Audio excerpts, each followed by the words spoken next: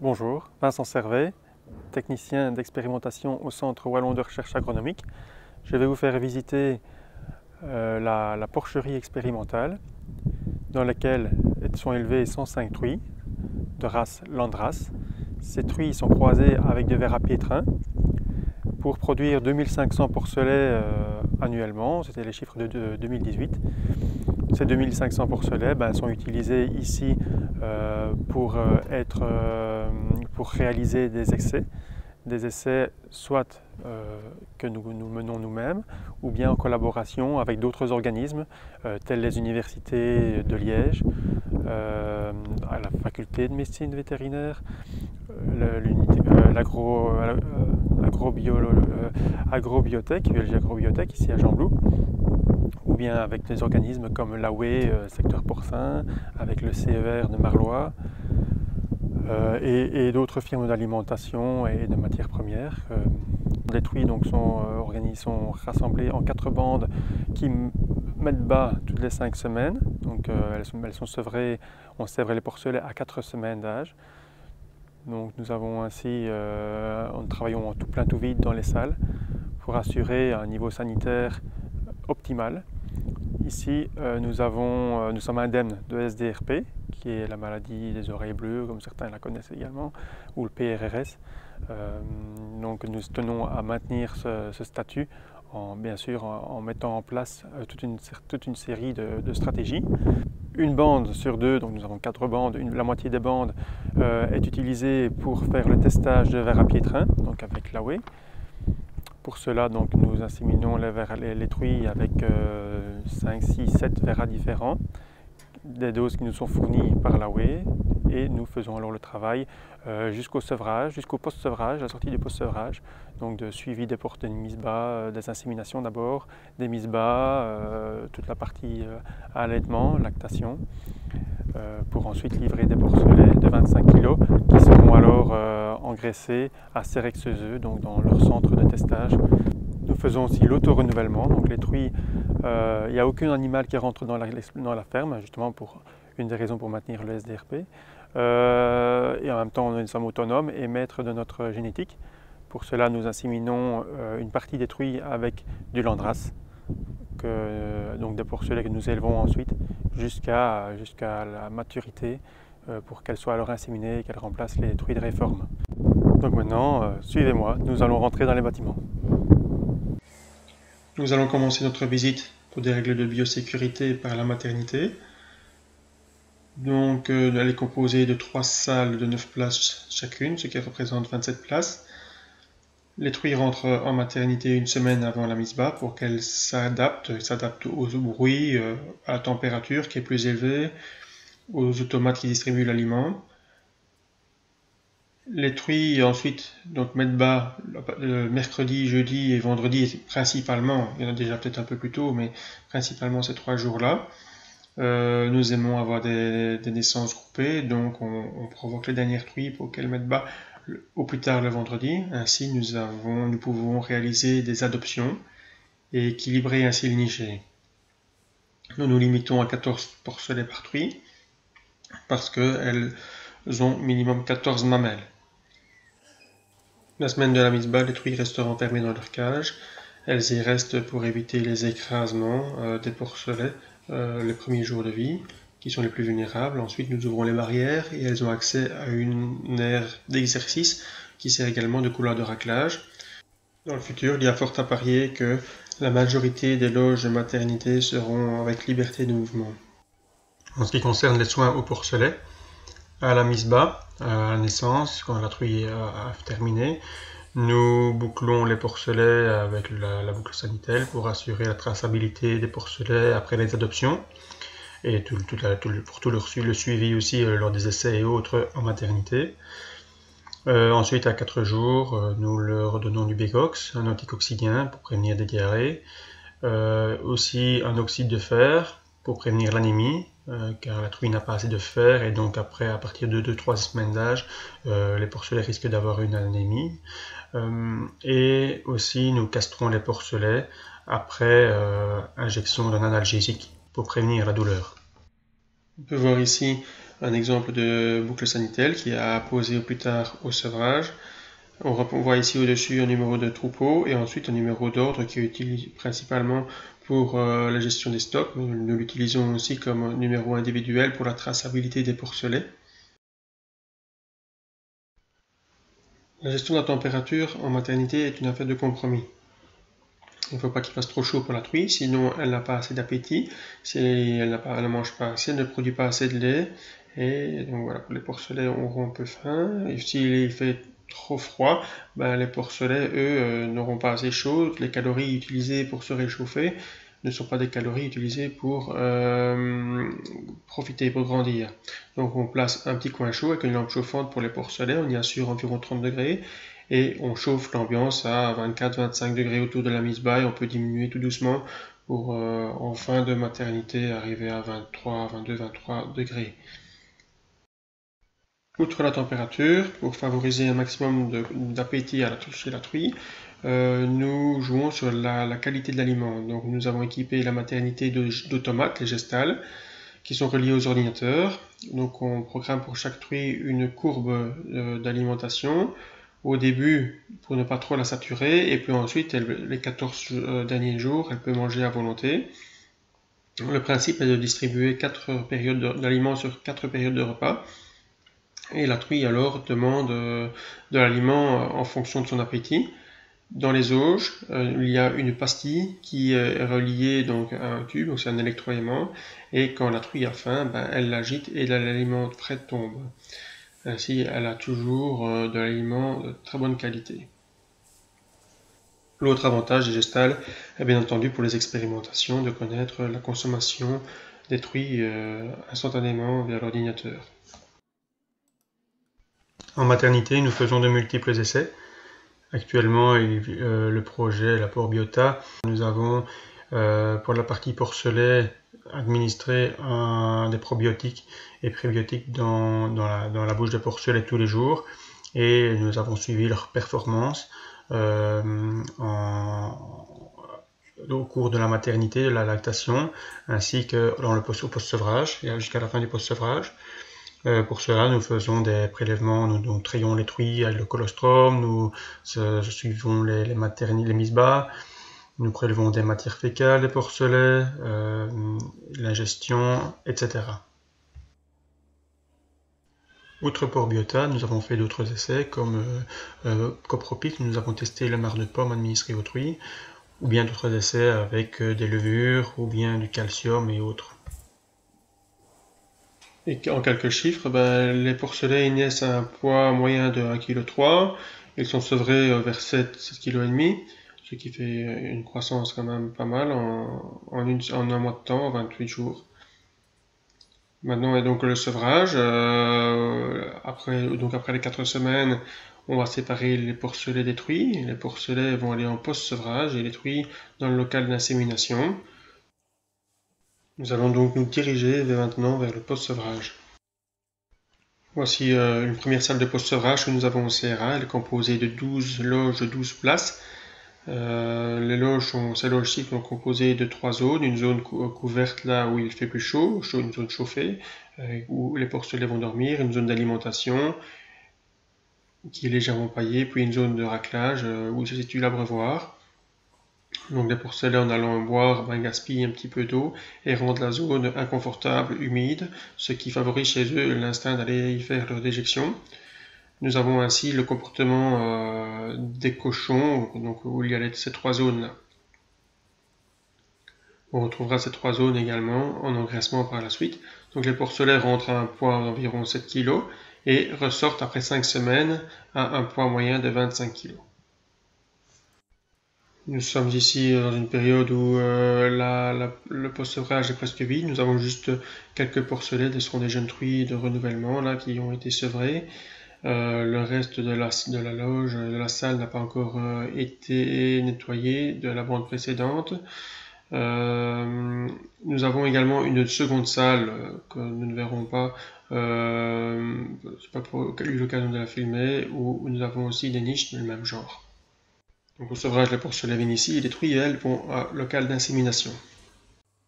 Nous voici ici dans la salle d'insémination. Donc les truies au sevrage viennent ici et les porcelets vont en post-sevrage. C'est une salle qui est composée de 32 places sur caillebotis. C'est la seule salle qui est sur caillebotis au CA. Ici, on voit Yvon, mon collègue, qui amène le verra souffleur, qui ne sert qu'à détecter et provoquer et induire les chaleurs chez les truies. Donc on l'y amène 2 fois par jour, dès le vendredi. Au début, il sert plutôt à induire les chaleurs, donc par son contact groin à groin avec les truies et les phéromones qu'il produit.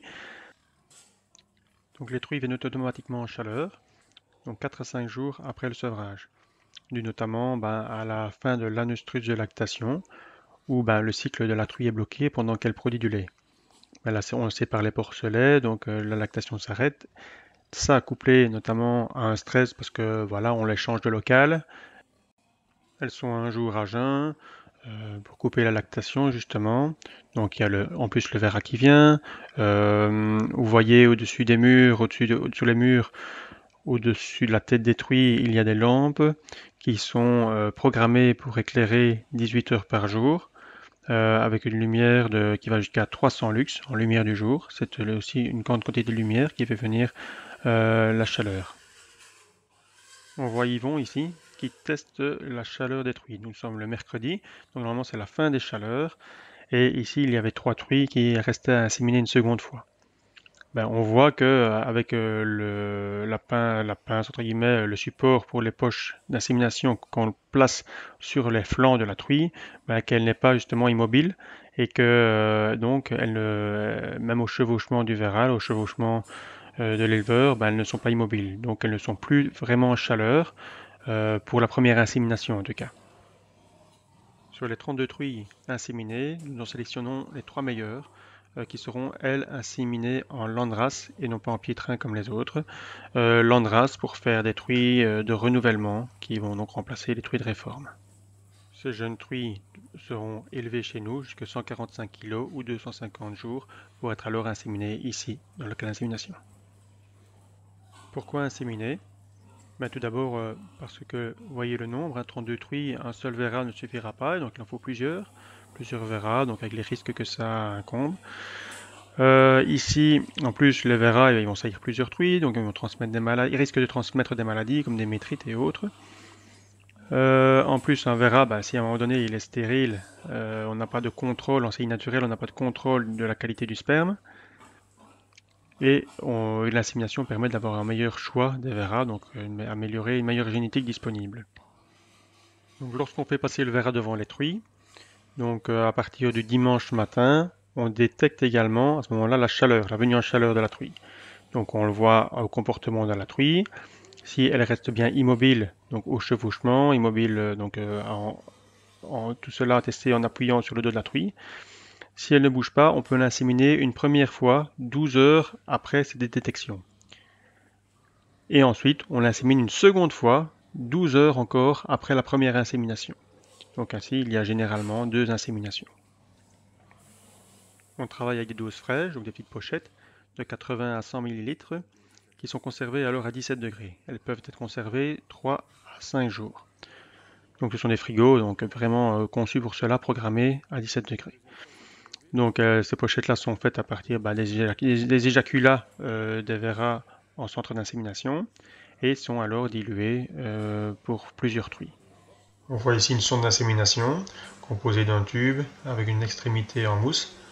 Donc on insère cela dans la vulve, dans le vagin, et elle vient se bloquer au niveau du col de l'utérus via la mousse. À l'autre extrémité, on y raccorde la pochette de sperme. Nous allons maintenant visiter la gestation. Donc une fois que les truies sont inséminées, elles y restent dans le local d'insémination une semaine.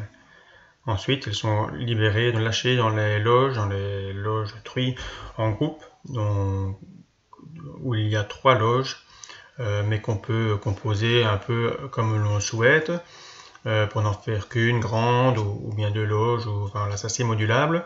Les loges sont composées d'une aire paillée et d'un couloir de raclage. Les truies, ils mangent dans un DAC, un distributeur automatique de concentré. Donc elles ont une puce à l'oreille qui les identifie, et quand elles se présentent, l'automate sait quelle quantité d'aliments il doit lui distribuer, et ça correspond à ce qu'on a décidé à l'ordinateur. Voici l'appareil qui permet de mesurer l'épaisseur de l'art dorsal par ultrason. Donc si les truies n'étaient pas rationnées, elles pourraient manger donc à volonté. Or, si elles sont déjà trop grasses ou suffisamment grasses à l'insémination, elles le seraient de trop, donc trop d'embonpoint à la maternelle, à la mise bas, qui pourrait apporter des problèmes justement de mise bas, car c'est quand même une belle épreuve sportive qui dure 2 à 3 heures et pour laquelle les truies doivent être en top forme. Ici, les truies, elles ont une courbe entre 2,1 jusqu'à 3,5 kg, et donc la courbe évolue en fonction de son stade de gestation. L'objectif de l'épaisseur de l'art à la mise bas est de 20 mm environ. Vous voyez là, à la sortie du DAC, il y a une porte de tri. Donc parfois, quand on doit trier des truies qui sont là en liberté, pour faire un vaccin, une échographie, quand il y a certaines truies en particulier auxquelles on doit faire un traitement, dans la paille c'est tout de suite plus compliqué de les isoler, alors qu'ici il suffit la veille de rentrer son numéro et la date de tri dans l'ordinateur, et elle sera triée automatiquement lorsqu'elle va sortir du DAC. Donc quand la truie est triée, donc elle est dirigée ici dans cette zone où il y a le copeau de bois. Et le lendemain matin, lorsque l'on commence notre boulot, les truies triées sont là et nous n'avons plus qu'à les diriger vers la maternité, vers un local de contention ou de faire les soins, avant alors à ce moment-là éventuellement de les relâcher dans la zone paillée. Ici, la conduite actuellement elle est stable, donc nous avons une bande par loge. Mais on peut avoir des conduites dynamiques et donc faire des mises en lot pour les essais ou pour d'autres raisons, pour isoler par exemple les primipares des autres truies. Et donc nous avons alors plusieurs bandes mélangées dans une même loge, d'où l'intérêt à ce moment-là de la porte de tri. La ration de la truie est distribuée par portion de 100 g environ. Donc si la truie à partir d'un certain moment n'a plus faim ou a envie de bouger, elle peut quitter le DAC, et si toute la ration n'a pas été distribuée, elle l'aura la prochaine fois. Si elle passe une seconde fois, elle pourra manger le reste de sa ration par la suite. Si elle ne retourne pas ou si elle ne vient pas du tout manger, nous avons une alerte à l'ordinateur qui nous prévient que cette truie-là n'a pas mangé ou n'a pas tout mangé. Donc on peut alors s'inquiéter et aller vérifier si elle n'a pas un problème de température, un mal aux pattes ou qu'elle aurait éventuellement avorté. Vous voyez là la loge du Vera qui est de 6 m² pour répondre aux normes de bien-être. Donc vous voyez là une ouverture qui permet au Vera d'avoir un contact de groin à groin avec les truies qui sont dans la gestation. Les truies qui sont en chaleur viennent généralement spontanément au Vera. Et donc, c'est le cas ici, il a eu le temps de se lever.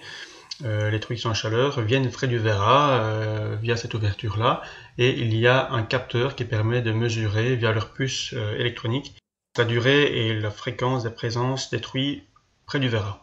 Et donc, si les truies y restent trop longtemps, nous avons une alerte sur notre logiciel qui nous avertit que cette truie-là, en tout cas, est probablement vide. Ce qui est intéressant pour justement éviter d'avoir des truies qui restent vides trop longtemps en gestation. L'adaptation de ces loges dans le bâtiment existant a été réalisée dans les années environ vers 2006. Donc nous y avons réalisé un essai pour un projet sur le bien-être des truies en groupe. Donc nous observions les deux loges, l'une à la suite de l'autre, durant environ 2 heures, et nous observions les comportements des truies, les bagarres, les comportements positifs éventuellement, à la suite du regroupement de truies après l'insémination. Donc souvent il y a une hiérarchie qui doit s'établir. Et donc on regardait si la conduite des truies en groupe avait un impact en fonction de la surface qui leur était mise à disposition, ou alors un accès vers une courette plein air, et encore d'autres choses.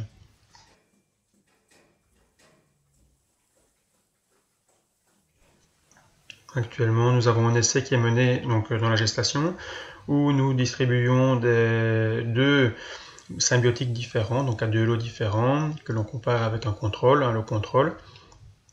Donc tout ça sur une même bande de truies. Et cela jusqu'à la fin de la maternité, de la lactation, dans le but de voir l'impact que ces symbiotiques-là auraient sur l'immunité des porcelets autour du sevrage.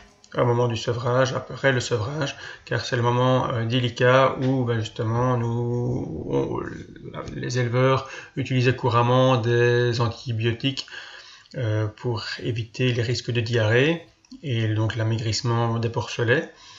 Actuellement, donc les antibiotiques sont interdits, mais il y a encore d'autres matières premières, d'autres apports qui sont donnés, comme l'oxyde de zinc, qui sont aussi décriés, notamment pour son impact sur l'environnement.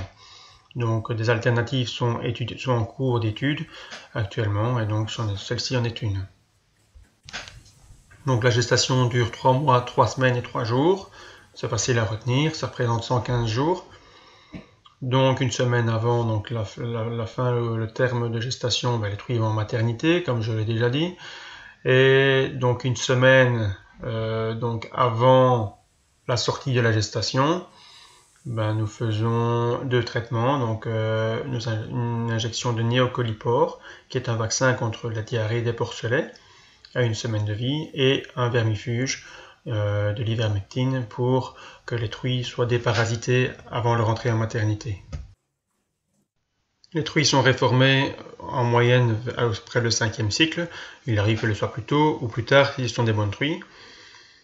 Si jamais c'était un problème de fertilité, si elle n'a pas été pleine à la première insémination, vu que nous travaillons en 4 bandes toutes les 5 semaines, les retours donc, qui se font après 3 semaines ne tombent pas juste pour une insémination comme les conduites en 7 bandes toutes les 3 semaines. Et donc nous avons un problème pour les retours en chaleur, donc nous les réformons. Voilà, après la gestation, maintenant nous allons nous diriger vers l'engraissement. Donc la partie engraissement ne permet pas d'engraisser tous les porcelets produits sur l'exploitation. Elle est composée donc de 3 salles pour un total de 320 places. Et chaque salle compte plusieurs loges, donc ici 14 pour les 2 premières salles et 12 loges pour la dernière salle, donc des loges qui font 8 mètres carrés.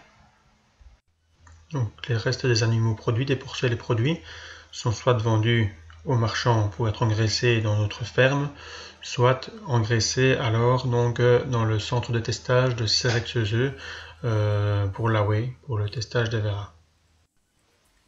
Tout comme en maternité, l'engraissement est équipé de Gestal. Il nous permet de programmer des courbes d'alimentation, bien que ici en engraissement il soit tout le temps à volonté, mais surtout ça permet de connaître la consommation réelle des cochons en temps réel. Relié aux ordinateurs du bureau, nous avons ainsi la quantité d'aliments qui est distribuée.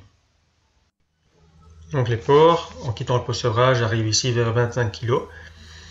Ils restent jusque 110 à 125 kg, environ 4 bons mois. Ils sont envoyés ici, c'est une litière paillée. Donc c'est une litière glissante, parce que c'est glissant pour les cochons, vous le voyez bien, parce que vu une légère pente du bâti en béton, les porcs font glisser la paille à l'arrière de la loge. L'arrière de la loge qui est équipée d'un racleur qui évacue le fumier alors régulièrement. Comme en post-sevrage et en gestation, donc l'abreuvoir est placé au-dessus du racleur, de sorte à garder la zone humide et donc à y favoriser les déjections. Donc ici vous voyez ce sont des jeunes truies, donc les cochettes qui sont en cours d'engraissement, d'élevage. Donc elles sont gardées, il y a différents âges qui sont mélangés, qui sont séparés par loge mais qui sont mélangés dans une même salle. Et donc qui seront gardés ici jusqu'à leur puberté pour alors être inséminés dans la partie plutôt truie. Donc durant leur engraissement, les porcs ils ont un indice de consommation moyen de environ 3,2, de 25 à 125 kg, ce qui veut dire donc pour une croissance de 100 kg qu'ils vont manger vers 320 kg. Ils ont une croissance, donc le GQM, en grosso modo de 650 à 900 grammes, ça dépend un peu de la race, du type de sol et autres. Ici, donc, point de vue indice de consommation, nous sommes plus élevés que sur Caillebotis. Sur Caillebotis, on a des indices qui sont aux environs de 2,7, 2,8. C'est dû notamment à la paille, hein, il se dépense un petit peu plus. Et le fait qu'ils en ingèrent un petit peu, et le fait d'en ingérer, ça remplit un peu l'estomac et ça demande de l'énergie pour être digéré. Nous avons réalisé ici, nous réalisons plusieurs essais, plusieurs projets. Il y a eu notamment Alcapor pour les alternatives à la castration, ou alors on mesurait le comportement des animaux, ou on mesurait leur performance, on allait jusqu'à l'abattoir pour prendre des prélèvements de viande, de carcasses, de gras, et y prendre les mesures. Il y a aussi actuellement un projet, c'est No Walodor, où c'est lié à la sélection, au testage des vers à piétrins. Et donc ici, on garde des verras entiers, des mâles entiers, des verras qui seront engraissés et abattus. Et on essaiera de faire le lien entre l'odeur de la carcasse et la génétique du père. Et voilà, maintenant nous avons fait le tour de l'engraissement. Ben voilà, la visite se termine. J'espère que vous avez appris des choses. Peut-être qu'un jour vous aurez l'occasion de venir personnellement visiter les lieux, peut-être y travailler, peut-être y faire un stage, un TFE. Et prenez soin de vous.